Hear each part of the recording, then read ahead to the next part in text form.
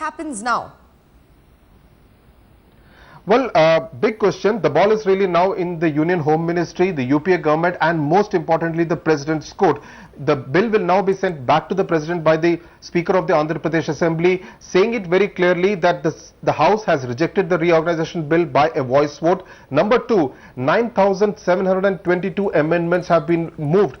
About 2,000 of them from the Telangana side and about 7,000 of them from the Seemandhra side. And all these amendments will also be sent to the President for him to look at. So in a sense, the President will now have a sense of what the majority in the Andhra Pradesh Assembly, which obviously represents the whole state of Andhra Pradesh, is desiring. And in that sense, will the President actually agree to the UPA government going ahead with the bifurcation of Andhra Pradesh, even though the majority of the MLAs in the Andhra Pradesh Assembly are against it? Now that's going to be a very, very difficult question. And also remember, the window period for the UPA government is very, very little. They have just between February 5 and February 21 of this parliament session to actually take this big decision on bifurcation of Andhra Pradesh, because the Congress does believe that bifurcating Andhra Pradesh would reap rich electoral dividends, at least as far as the 17 Lok Sabha seats in Telangana region are concerned. That may not happen now, and the Congress really left with egg on its face, both in the Telangana region as well as in the Seemandhra region. And what is worse, its own Chief Minister defying the High Command's diktat and going against what it has to say. Right, but Sudhir, it was in fact likely earlier that the Andhra Speaker will in fact return the draft bill to the President without the yes or no from the Assembly. The Speaker was just likely to sort of encapsulate what the MLAs speak on the bill.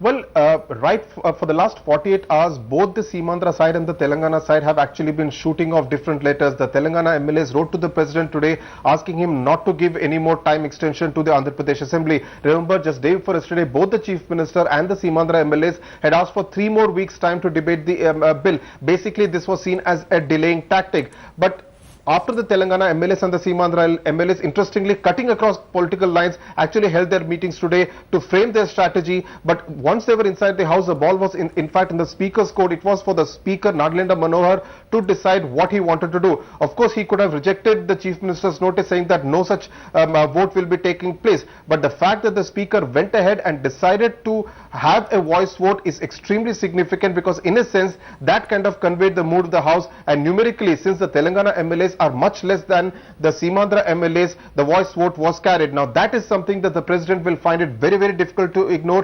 What I am given to understand is that the President will now consult different constitutional experts on what could be the way ahead. And as far as the Union Home Ministry is concerned, which was in fact also going to convene the group of ministers meeting on the 4th of February to have a final look at the bill before it is presented before the Cabinet on the 7th of February, that will also find it very difficult to actually go ahead when the sentiment in the Andhra Pradesh Assembly is so numerically against the bifurcation of the state.